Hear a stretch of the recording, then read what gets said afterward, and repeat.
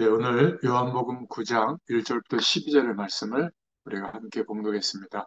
소경을 고치신 예수, 오늘 제목입니다.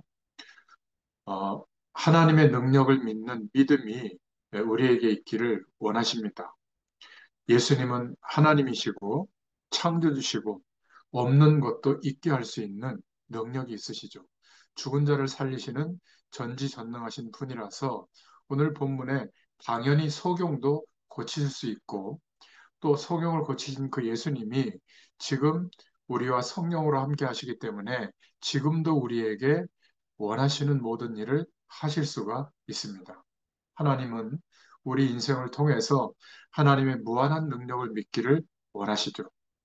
믿을 때 하나님의 역사가 일어나고 그것이 우리가 받을 응답입니다. 이 응답을 계속 받으려면 우리의 현장이 조용히 하나님의 창조적인 권능으로 변화되는 그런 축복이 임하게 되죠. 소경을 거치신 예수님은 지금도 하늘 보좌에서 천지 만물을 통치하시고 땅 끝까지 이 복음이 증거되도록 하기 위해서 움직이고 계세요. 역사하고 계십니다. 그 예수님이 지금 거룩한 영으로 성령으로 우리와 함께 하시면서 절대 우리를 떠나 계시지 않아요. 우리가 하나님을 잊은 적은 많아도 하나님이 함께 하시는 축복을 한 번도 철회한 적이 없습니다. 고민, 갈등, 염려되는 일이 있을 때 하나님은 분명히 지금도 우리를 통하여 하나님의 언약한 하신 일들을 이루신다는 것을 믿으면 됩니다. 근데 우리는 자꾸 우리 대단한 수준도 아닌데 자꾸 우리 수준으로 하나님이 계신 것을 잊어버릴 때마다 우리 수준으로 하나님의 능력을 깎아내리고 세상의 좋은 이론들을 복음보다 앞세우고 나갈 때가 많죠. 그래서 우리에게는 염려나 핑계나 이런저런 구실이 많았습니다. 사단이 환경을 통해서, 물질을 통해서, 또 사람을 통해서 시험하고 우리는 계속 실패할 수 없는데도 실패하는 자리에 자꾸 가는 그런 삶을 살았죠. 오늘 말씀을 통해서 예수님을 그리스도로 진짜 믿으면 하나님의 함께 하시는 실제적이고 사실적이고 구체적인 하나님의 말씀이 성취되는 응답이 일어날 줄로 믿습니다. 진짜 믿음은 홍해나 사자굴이나 풀무불 같은 문제와 위기 앞에서 정말 하나님을 바라보는 그 중심을 잃지 않게 합니다. 그 사람의 모습을 보면 우리가 알죠. 진짜 믿는다면 막 호들갑 막 피울 필요도 없고요. 최선을 다해서 기도해야 되겠지만 막 안 믿어져서 막 세게 막 부르짖을 그럴 필요도 없죠. 어떤 경우에는 그냥 믿으면 되죠. 아니 우리 자녀들이 어릴 때 사랑과 능력이 많으신 어머니 오늘도 나에게 밥을 주실 줄로 믿습니다 하고 막 통성기도 3번 하고 밥 달라고 그래요. 그냥 밥 내놓으라고 하잖아요. 뭐 용돈 달라고 하잖아요. 근데 우리는 너무 사실은 하나님이 함께 계시는 게 안 믿어져서 그런지 막 세게 기도해야 되고 오래 기도해야 되는 줄 알아요. 어떨 때는 그냥 믿어도 되거든요. 우리가 하는 지금 현장에서의 예배, 이 말씀 운동은 정말 실제적이고 사실적이고 구체적인 하나님의 임재하심이 나타나는 현장이에요. 저는 그리스도를 알고 하나님의 언약, 이 축복을 알고 난 뒤부터는 어떤 이념이나 관념으로가 아니라 정말 살아계신 하나님이 영으로 나와 함께 한다는 사실을 믿게 됐습니다. 그리고 많이 지식적으로 알던 성경 말씀이 현장에서 확인되고 성취되는 것을 너무 많이 봅니다. 지난 주간에는 제가 한 20명 가까이 됐을 거예요. 이렇게 말씀 묵상을 보내주는 예전에 우리 다락방에서 말씀 운동할 때 초창기 때 미국에서 와서 미국 시민권자인데 그때 폴이랑 뭐 저 샘이랑 뭐 이런 친구들이랑 왔던 1세대 근데 지금 한 40대 벌써 넘었나 그랬죠. 결혼해서 애가 둘인데 얘는 이제 미국으로 안 들어가고 한국에서 결혼해서 방송 계통에 이제 영상 편집하는 일을 하면서 살고 있거든요. 그걸 알고 있는데 보내줬을 때 안 읽은 표시가 나타나는 게 계속 읽기는 읽어요. 뭐 문자도 거의 못하고 그런 상황인데 지난주에 어머니가 위독하다고 분당 차병원에 있다고 기도해달라고 문자가 올라왔길래 제가 이제 전화를 이제 처음으로 하게 됐고 이제 병원을 갔어요. 뭐 목사님이 와서 아직 마지막 기도를 못 해왔다고 해서 마지막 기도도 하고 얘기를 나누는데 근황을 물어볼 거 아니에요. 여차여차해서 성수동에서 예배를 드리고 있다. 그 사무실에서. 그랬더니 저도 성수동인데요. 집이 그러더라고요. 그래?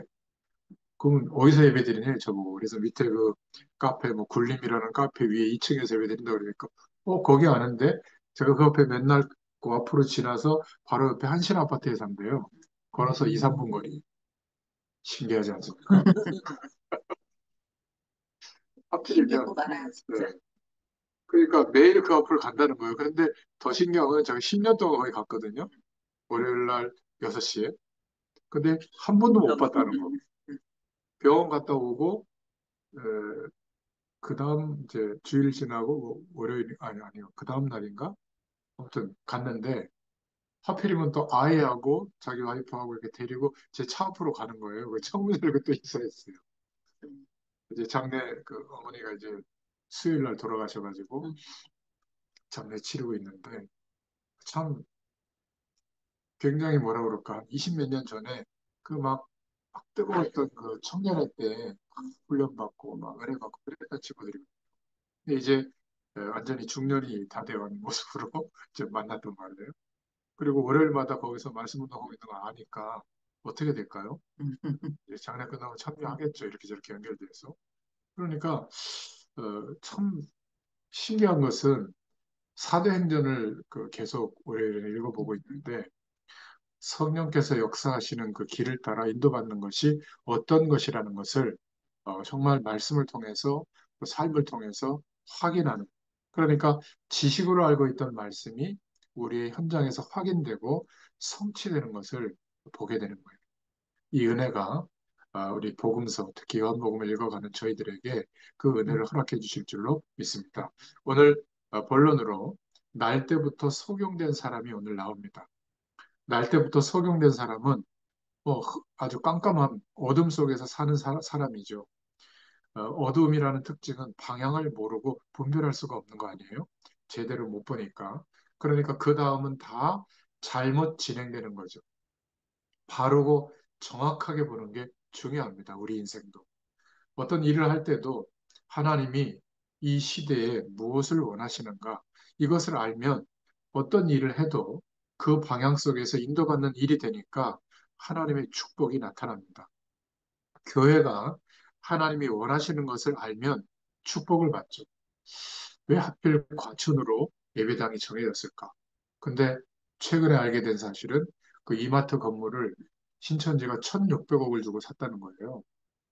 그거를 듣고 또 밑에는 바로 밑에 층에는 그 통일교가 있고 또 그 새로 이제 그 아파트 들어선 그 지식개발센터인가 거기는 하나님의 교회인가 거기가 땅을 사가지고 또 건축하고 들어온단 말이에요. 이 과천이 뭐 전국에서 살기 좋은 거뭐 일이라고 하는데 아주 그냥 이단 사이비가 집결된 곳이에요. 그래서 여기에 사람이 시작하는 게 아닌가? 그러면서 이제 기도하고 있는데 아, 뭐 귀신의 세력이 이기겠어요. 성령의 역사하심이 이기겠어요. 그것을 나타내라고 여기에 교회를 세우신 게 아닌가 이렇게 깨닫게 되는데요. 바로 보지 못하면 이미 출발 자체가 잘못된 겁니다. 눈이 어두워지면 영적으로 흑암의 문화 속에 있으면 바로 보지 못하죠. 어떤 문제가 생겼을 때도 문제를 바르게 봐야 돼. 그래야 인도받지 않겠어요? 육신적인 눈은 밝은데 영적인 눈이 어두워서 문제를 바르게 보지 못한다면 안타까운 것이죠. 그렇죠? 바르게 보지 못하니까 기도도 뭐 올바르게 할 수 있겠습니까? 주로 육신적인 기도하다가 끝나죠. 문제만 더욱 복잡해지는 겁니다. 또 지금은 손바닥만한 핸드폰에 수많은 정보와 지식, 여론 이런 것이 막 홍수를 이루고 있기 때문에 하나님이 함께 하시는 은혜가 없으면 그 정보들을 바로 판단하고 보기가 어려워요. 바르게 보지 못하면 바른 판단을 못하게 되니까 인생이 고장나고 큰 실수들을 많이 하게 되는 겁니다. 그렇죠? 그래서 하나님의 은혜가 아니고는 성령의 충만함이 아니고는 이 시대를 분별하지 못하는 시대가 된 겁니다. 그리스도를 아는 것만큼 우리의 시대, 우리의 인생을 분별할 수 있고 미래를 볼 수 있게 될 줄로 믿습니다. 아무리 미래학자들이 미래를 예측해도 그리스도가 미래의 주인이시고 그 미래는 그리스도와 땅끝까지 복음이 증거되어질 세계복음화에 달려 있는데 이것을 모르는 미래학자가 현상만 파악하는 거죠. 그렇죠? 그래서 오늘 요한복음 9장 8절에 보니까 거린, 소경도 안타까운데 구걸하는 자, 거린으로 있는 모습이에요. 영적 소경으로 사는 이 시대의 사람들이 얼마나 많은지 모릅니다. 두 눈은 멀쩡해도 볼 것을 못 본다면 소경이죠. 날 때부터 소경인 이 사람의 현실을 보면서 이 시대가 영적으로 눈 감고 사는 그런 시대가 아닌가 보게 됩니다. 어마어마한 그 발전이 있는 나라인데 우리나라가 그런데 조선시대 그 말처럼 좌우로 나눠져 가지고 이제는 그냥 다투는 정도가 아니라 서로 죽이려고 해요. 그러니까 정치하는 분들이 뭐 국민들이나 백성들은 생각하지 않고 자기네 표만 관리하는 거죠. 자극해가지고. 그러면 어차피 삶이 힘든 사람들은 뭔가 이렇게 종교적 신념을 가지고 뭔가에 푹 빠져버리거든요. 그러니까 정치인들이 움직이게 하는 대로 막 거기에 깃발 들고 움직이는 거예요. 안타까워요. 그 전부 힘든 사람들이 거기 나가 있거든요. 그리고 많이 배우고 똑똑하고 또 많이 기득권을 갖고 있는 재산도 갖고 있는 사람들이 심심하니까 이제 권력욕에 사로잡혀가지고 그러고 있는 거란 말이죠. 너무 안타까워요. 그런데 그러는 사이에 지도자들이 막 무속 배경을 의지하다 보니까 영매들을 의지하다 보니까 지금 몇 년 사이에 무속과 막 이렇게 역술과 점술, 막 영매 세력들, 이런 세력들이 어마어마하게 지금 중흥의 시기가 온 거예요. 영적으로 보면 굉장히 심각한 거거든요. 이런 것이 안 보이고, 야, 어디 가서 맛있는 거 먹을까? 어디 가서 좋은 옷 살까? 어디 경치 좋은 데 가서 사진 찍을까? 뭐, 그러고 있잖아요. 요즘 신상이 나오는데 그거 언제 살까? 거의 다 그러고 살고 있거든요. 연세가 드시면 드실수록 어떻게 되는지 아세요? 60만 남습니다. 이성도 별로 없고 어떤 꿈을 이루는 삶도 없고 그냥 먹고 노는 거예요. 먹고 노는 것도 지겹거든요. 그러니까 더 자극적으로 먹고 노는 거 찾거든요. 그러니까 더 청소년기보다 타락이 많이 오고 그러니까 어떻게 돼? 영적으로는 더 힘들죠. 흑암의 문화 위에서 살아가고 있단 말이죠. 이게 보여야 될 줄로 믿습니다. 그러다가 어떻게 되죠? 완전히 몸도 막 못 가누는 상태가 되면 뭐 마음과 생각이나 정신까지도 사단이 완전히 장악해 버리고 있잖아요. 그런 현장에 가서 보고 계시잖아요. 너무 인생이 안타까운 거예요. 일평생을 거린처럼, 소경처럼 살아가고 있는 거죠. 날 때부터 소경인, 영적 소경, 예수님을 만나야만 해결되는 줄로 믿습니다. 예수님을 만나는 순간 모든 문제가 단번에 완전히 영원히 우리는 해결된 줄로 믿습니다. 양심이 화인맞고 생각이 죽어있는 하나님을 모르는 인생들이 정말 불쌍하다는 생각이 들지 않습니까? 이것이 주님이 현장을 보시고 가지셨던 탄식이에요. 하나님이 하시는 일을 나타내고자 하십니다. 9장 3절에 예수님이 이렇게 말씀하고 있는데 하나님을 모르는 사람들은 별 수 없이 구걸하는 인생으로 살죠. 근데 원래 아담과 하와를 창조할 때는 정복하는 인생이었잖아요. 창조한 모든 것을 다스리고 정복하는 인생이었습니다. 이 땅에 그리스도의 나라를 건설하라는 문화 명령을 받은 존재로서 하나님의 나라를 세워가도록 인생의 가장 아름다운 축복의 모습을 주었는데 지금 구걸하는 인생이 된 거예요. 세상 배경에. 그런데 여기에 하나님의 계획이 있는 겁니다. 어둡다는 것은 빛이 비춰질 때 더 빛이 비춰지도록 하는 조건이 갖춰진 거예요. 그 사람은 아는 것도 많고 마음문이 닫혀 있고 완악해서 복음 전해지지 않는다. 그거는 우리 생각이에요. 나라가 너무 질서 있고 예의 있고 워낙 철두철미하기 때문에 복음이 들어가지 않는다. 그렇게 말할 수 있지만 저는 반대라고 생각합니다. 세상이 너무 어두울수록 빛이 필요하고 사람들이 완악하고 죄악이 관영하기 때문에 조금만 창조의 빛을 비추어도 됩니다. 깜깜하기 때문에 복음 전할 수 없다고 말하는 사람은 복음의 능력이 어떤 것인지 몰라서 그래요. 깜깜하기 때문에 오히려 복음 전하기가 쉬워요. 말하지 않고 있기 때문에, 빛이 비춰지지 않고 있기 때문에 하나님이 하시는 일을 나타내기 위함이다. 그런데 율법의 시각으로는 전혀 알 수가 없죠. 누구 탓만 하는 겁니다. 누구 잘못 때문이냐, 무엇 때문이냐. 제가 예수 그리스도를 알고 난 후부터 모든 문제와 갈등과 사건 속에서 하나님이 나에게, 우리에게 주시는 하나님의 살아있는 메시지를 붙잡을 수가 있었어요. 어떤 환경 가운데 있어도 괜찮다고 정말 믿어질 때, 정말 우리가 환경이나 조건을 보면 낙심될 때가 많이 있지만 하나님의 안식과 그 누림이 될 줄로 믿습니다. 위기 만나도 하나님의 계획이 발견되어져 있다면 위기 때문에 발버둥 치지 않고 기도할 거예요. 하나님의 계획이 이루어지도록. 문이 막힐 때는 하나님이 막으셨다고 보거든요. 더 좋은 다른 문을 열어주시기 위해서 하나님이 주권적으로 그렇게 하신 거예요. 우리는 그 믿음을 따라 성령의 인도를 받는 거죠.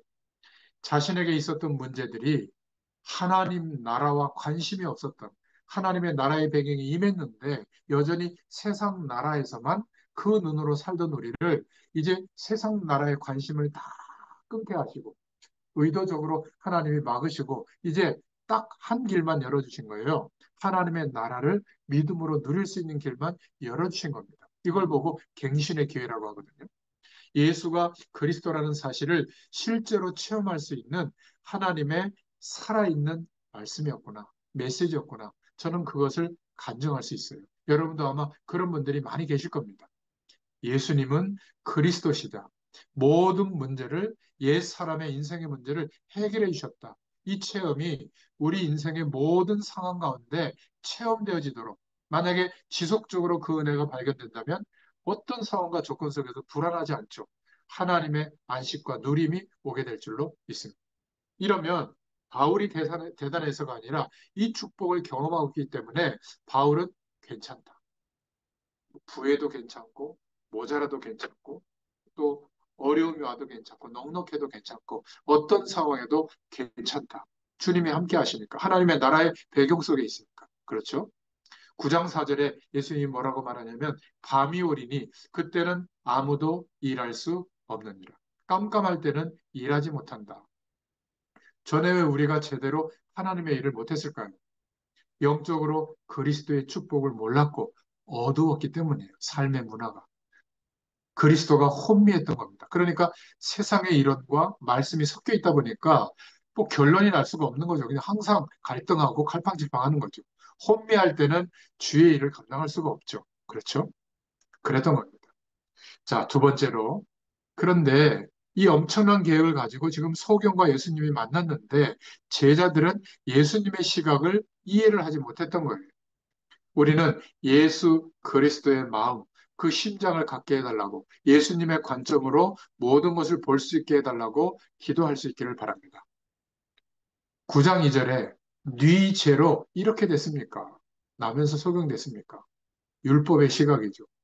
제자들은 예수님의 시각, 천국 복음을 증거해야 될 그 시각을 갖지 못하고 율법의 시각으로 소경된 것이 이 사람의 죄 때문인지 부모의 죄 때문인지 누구 죄로 이냐고 묻고 있는 겁니다.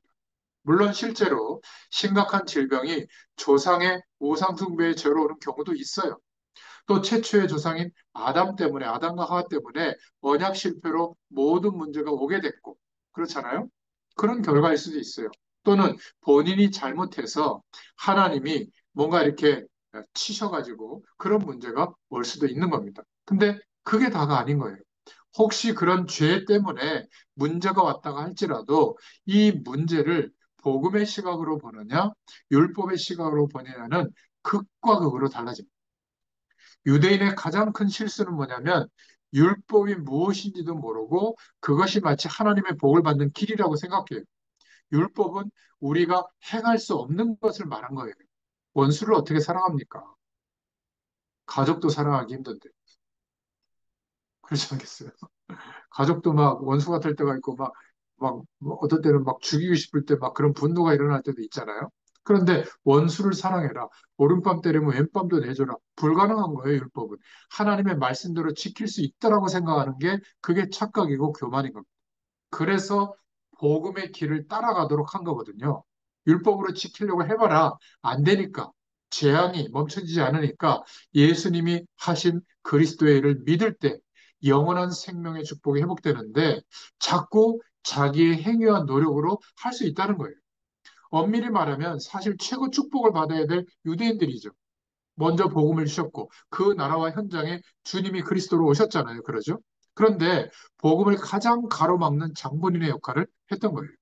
예수님을 십자가에 못 박혀 죽게 했고 복음을 가장 앞장서서 가로막고 핍박한 겁니다. 지금도 그렇죠. 예수 그리스도를 바로 알지 못하는 사람은 불신 세상이 복음을 오해하도록 만들고 있습니다. 그리스도를 모르고 교회를 다니고 있는 사람들은 어떤 면에서는 복음을 가로막는 역할을 해요. 적극적인 사고방식으로 살아요. 열심히 기도하면, 열심히 예배드리면, 최선을 다해서 살면 하나님의 복을 이렇게 줬다라는 거예요. 복음의 시작은 뭐죠? 아무리 노력해도 안 된다 해서 시작하거든요. 그러니까 완전한 절망이 왔을 때 그리스도가 전부 붙잡아져요. 100%. 그런데 완전한 절망이 안 오고 대충 실패하면 복음도 대충 붙잡게 돼요. 살만해지면 또 복음의 기준보다는 살만한 기준을 붙잡게 되죠. 그러면 내가 이렇다라고 간증하는 모든 내용이 복음을 가로막는 역할을 하게 될 수가 있는 겁니다. 어떻게 그거를 알 수가 있죠? 현장 보면 알잖아요. 대다수 불신자들이 그래서 복음에 대해 오해하고 있어요. 예수 믿는 것이 어렵다고 생각해요. 너무 철저하게 예수 믿는 사람들을 봤거든요. 정확하게 말하면 예수 믿는 게 아니라 교회에서 신앙생활을 철저하게 하는 거. 그러니까 아주 질려서 못해요. 예수 믿는 건 그런 게 아니거든요. 누구나 믿을 수 있고 그 믿음 때문에 완전한 축복이 임하는데 불신자들이 복음에 대해서 오해하도록 예수 믿는 사람들이 이렇게 만든 거예요. 기존에 교회 다니는 사람들이 복음을 오해하고 율법의 의미를 잘 모르니까 오히려 열심히 하면 된다고 생각하거든요. 그래서 복음의 시각으로 보면 사람을 보면 인간 관계에 대해서 갈등 느낄 필요가 없어요. 그리스도의 축복을 모르고 하나님 나라의 배경을 모르는데 당연한 거 아니겠습니까? 정도의 차이가 있지. 그거 뭐 이해 못할 게 뭐가 있겠어요? 기다리는 거죠. 기다리면서. 복음 정신으로 물질을 보면 물질에 걸려드는 게 아니라 물질을 정복할 수 있어요. 작든 크든 그 물질을 다스리고 정복할 수 있어야 되거든요. 돈에 매이거나 그 씀씀이에 매이지 않게 됩니다. 복음 정신으로 우리의 환경과 문화를 보면 다스리고 정복하고 지배할 수 있는 거예요. 복음 정신으로 볼 때 멈출 수 있고, 어떨 때는 거절할 수도 있고, 어떨 때는 완전히 변화시키는 노력을 할 수도 있는 거예요. 그렇죠? 전에 교회 다니다가 시험 들어서 안 다니는 사람들 제가 많이 만나봤는데, 주로 교회 다니고 있는 사람들이 열심히, 뭐라 그럴까, 중직자들이 거의 또 목회자들이 율법의 시각으로 자기를 대했다는 거예요. 판단하고 평가하고 막 지적질을 하고 그랬다는 거예요. 그래서 그게 너무 상처가 돼서 자기는 너무 힘들어서 교회 가서 좀 뭔가 위안을 얻고 좀 힘을 얻어보려고 했는데 너무 막 난도질 하더라는 거예요. 자기 삶에 대해서. 여러분 혹시 우리가 누군가를 양육하거나 누군가의 삶을 이렇게 쳐다봐서 알게 됐을 때 다른 사람에게 가서 그 얘기를 막 하지 마세요. 보호해줘야 됩니다. 하나님 앞에 내가 기도하는 내용으로만 삼고 잊어버려야 돼요. 그러니까 저는 구체적으로 뭐를 안 물어보잖아요. 그냥 말씀만 전하고 말잖아요. 이게 오랜 습관이 됐어요. 돌아서 그 사람 얘기를 제가 들을 때가 있어요. 미안하더라고요. 저는 그것도 모르고 막 복음, 전도, 선교 막 이런 얘기만 하다 보니까 아, 목사님 좀 위로를 해주시 그랬냐고. 저 알아요, 위로를 해주죠. 최고의 위로는 복음 아니에요? 복음? 하나님의 나라의 축복이 경험되면 그것만큼 큰 위로가 어디 있겠어요, 그렇죠? 그래서 꼭 기억하시길 바랍니다. 지금 유대인의 실패 이유, 종교 생활하는 사람들의 실패 이유, 교회를 열심히 다니는데 실패하는 이유, 율법의 시각으로 보기 때문에 누구 죄를 따지기 전에 소경된 이 사람에게 어떤 하나님의 계획이 있을까? 이 사람을 보면서 우리는 어떻게 중보할 수 있는 기도 제목을 잡아야 할까? 이래야 되는 거예요. 소경을 보면서 오히려 세계복음화에 중요한 문이 있거든요. 그 사람의 인생을 통해서 이것을 보는 것이 복음의 시각인 줄로 믿습니다. 그래서 예수님께서 그리스도인 것을 세 번째로 나타내 주셨죠. 9장 5절, 1장 9절, 또 요한복음 8장 12절에 보면 나는 세상의 빛이니 말씀하고 있잖아요. 예수님이 이 죄 문제를 해결했다는 사실을 우리가 꼭 기억해야 돼요. 죄 때문에 예수님이 메시아 그리스도로 오셨죠. 어두운 세상의 빛으로, 진리의 빛으로 오신 겁니다. 이 소경에게 이 빛이 필요하다는 사실을 제자들은 알지 못했던 겁니다. 5절에 예수님이 세상의 빛으로 오셨다. 요한복음은 이렇게 말하고 있잖아요. 어두움 가운데, 어두움에는 빛이 필요한 겁니다. 예배당이 깜깜한데 에어컨 키면 되겠어요? 빨리 불을 켜야 되잖아요. 사람의 심령에 어둠의 세력이 자리 잡고 왕노릇하고 있기 때문에 예수님이 빛으로 오신 줄로 믿습니다. 하나님 떠난 사람들이 영적으로 보면 사망 상태에 빠져 있기 때문에 이 땅에 생명으로 예수님이 오셨어요. 사망당한 사람에게는 생명의 축복만이 필요한 거예요. 복음만이 필요하다는 사실이 이해되면 다른 것들은 시간을 따라 오게 되어 있습니다. 오늘 9장 4절에 일할 수 없는 밤이 오기 때문에 예수님은 요한복음 1장 9절, 8장 12절에 세상의 빛으로 오셨다. 우리를 향해서도 마태복음 5장 16절에 너희는 세상의 빛이니 이같이 너희 빛을 사람 앞에 비추게 하라고 말씀했죠. 이사야서 60장 1절에도 일어나라 빛을 발하라 여호와의 영광이 내 위에 임하였습니다. 복음은 모든 문제, 옛 사람으로 살았던 우리 인생의 문제를 거듭나게 해서 다시 태어나게 해서 영원한 생명의 축복으로 모든 인생의 문제를 해결해 주신 줄로 믿습니다.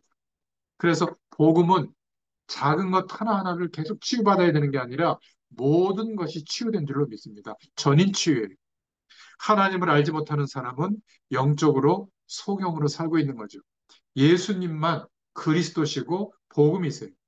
소경뿐 아니라 병든 가정, 병든 사회, 썩은 정치, 경제, 방황하는 청소년, 미래를 잃어버린 학교 현장에 복음만이 필요한 줄로 믿습니다.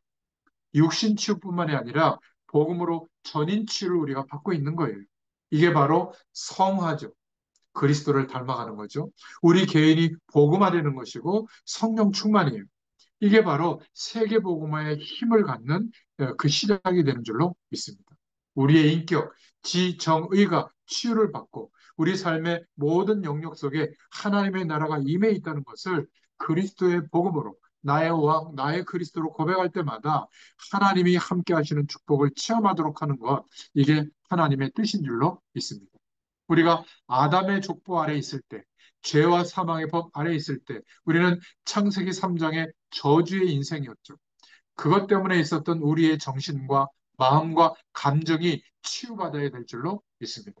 오히려 그런 연약해져 있던 것들 때문에 그리스도의 축복을 알게 됐다면 감사가 나오거든요. 그런 사람에 대해서, 그런 환경에 대해서, 과거의 상처에 대해서 감사가 나올 때 진짜 치유된 거예요. 더 이상 그런 조건에 내가 묶여 들어가지 않는 거예요. 예수 믿고 구원받아도 상처와 한이 그대로 있다. 내가 말이야, 언젠가 한 번은 본때를 보여주리라. 아직 치유되지 않은 거예요. 자꾸 공격적이고 부정적이고 자기 고집을 피우게 되죠. 복음은 생활 환경도 치유합니다. 막 지저분하고 막 이렇게 정신없고 이랬던 삶이 그리스도 안에서 안정이 되니까 하나님의 축복으로 안식이 오니까 삶이 달라지죠. 환경도 치유될 줄로 믿습니다. 우리를 계속 속이는 사단의 통로 역할하는 것들을 다 끊어내게 되는 거예요. 술 문화, 도박 문화, 그냥 타락하는 문화, 여기에서 해방받게 되는 거죠. 예수님이 모든 환경 문제를 해결했다는 것을 믿고 성령의 충만함을 받으면 환경도 바르게 할 수 있을 줄로 믿습니다. 바르게 보는 것이 치유받는 거예요. 우리 가정도 치유받아야 됩니다. 가족이 전부 교회 다닌다고 가족이 치유받는 게 아니라 가족 중 한 사람이라도 그리스도의 언약 속으로 들어오면 그 가정은 치유받습니다. 복음의 능력이 나타나게 되어 있어요. 말하지 않아도 예수가 그리스도 되심을 아는 사람이 한 사람이라도 있으면 가정 복음화, 가문 복음화가 이미 시작된 걸 믿으시길 바랍니다. 돈에 대한 한이 있다. 치유 안 된 겁니다. 경제도 치유받아야 돼요. 부자 돼야 된다는 게 아니라 작은 물질도 큰 물질도 감사할 수 있어야 돼요. 하나님이 주신 것. 그리고 우리를 위해서는 지극히 검소하게 살고 주의 영광을 위하여 또 이웃들을 위해서는 베풀 줄 아는 그게 치유받은 사람이거든요. 그리스도 안에서 치유받지 못하면 한을 가지고 돈을 벌어요. 그럼 어떻게 될까요? 사단에게 당해요. 돈을 많이 벌어도 돈을 쓰면서 또 당해요. 사단의 통로가 막 열리는 거죠. 그렇죠?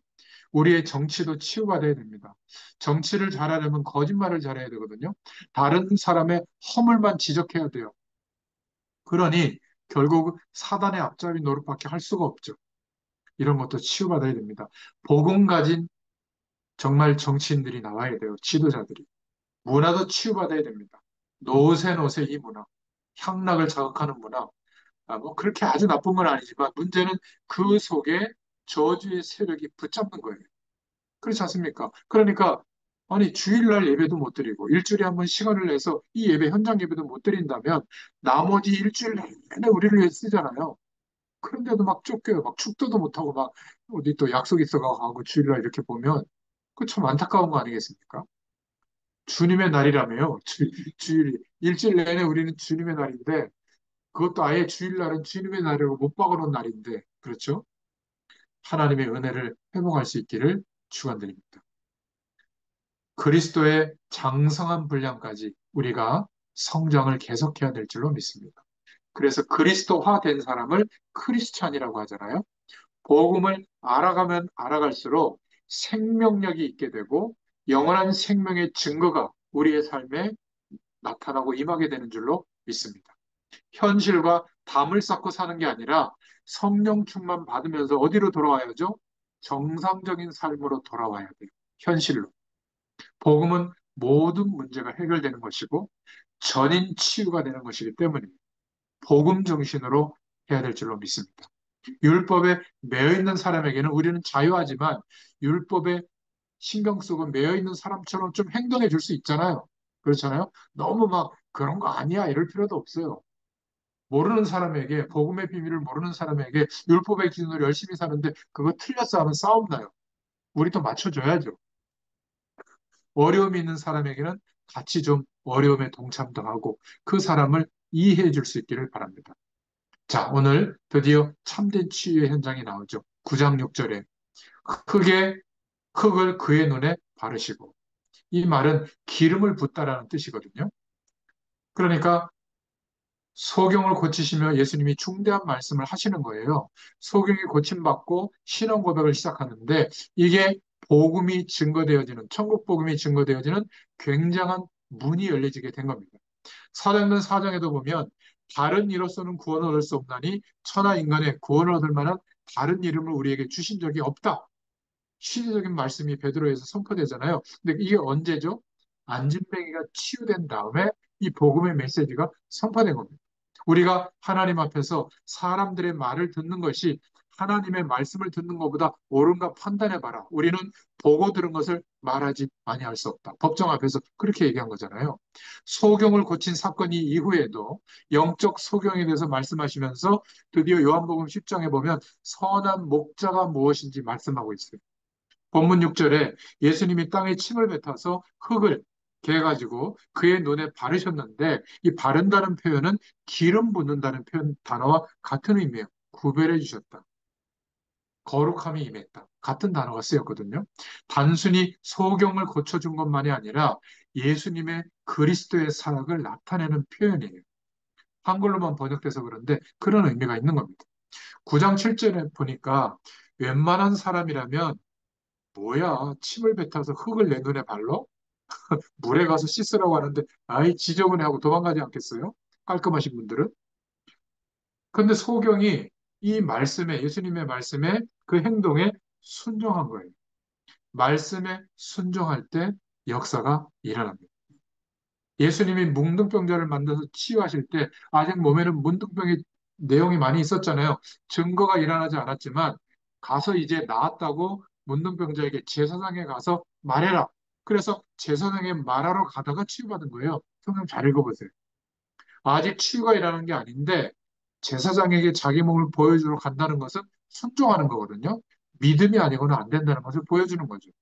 손을 내밀 수 없는 손 마른 자가 나옵니다. 성경에 보면. 근데 손을 내밀라라고 하는 예수님의 말씀에 순종할 때 어떻게 됐죠? 일어났잖아요. 그죠? 또 일어날 수 없는 안진뱅이가 일어나라 하는 말씀에 순종하고 일어난 겁니다. 일어나고 나서 뭐 기적을 체험한 게 아니라 하나님의 말씀에 동의하고 인정하는 그 정도가 아니라 말씀이 믿음으로 믿어져서 순종할 때, 말씀에 내 삶을 드릴 때 하나님의 기적이 일어나게 될 줄로 믿습니다. 9장 7절에 이에 가서 씻고 밝은 눈으로 왔더라. 날 때부터 소경으로 있다가 씻고 밝은 눈으로 왔다. 우리가 그리스도를 만날 때 영적 소경으로 깝깝한 생을 살고 있었는데 그리스도를 만나기 전에 왜라는 궁금증에 답을 얻을 수 없는 채로 정말 칠흑 같은 어두운 밤을 인생을 헤매고 있었잖아요. 어느 날 예수님이 그리스도 되심을 알게 됐고 믿게 되어서 둘러싸고 있던 어둠의 그늘들이 막 파도처럼 깨끗하게 물러갔잖아요. 이제는 명확해졌잖아요. 인생이 무엇인지. 그렇잖아요. 9장 11절에 일평생 이 소경은 간증하게 된 겁니다. 내가 만난 그 예수님이 그리스도라는 그 영원한 메시지를 갖게 된 거죠.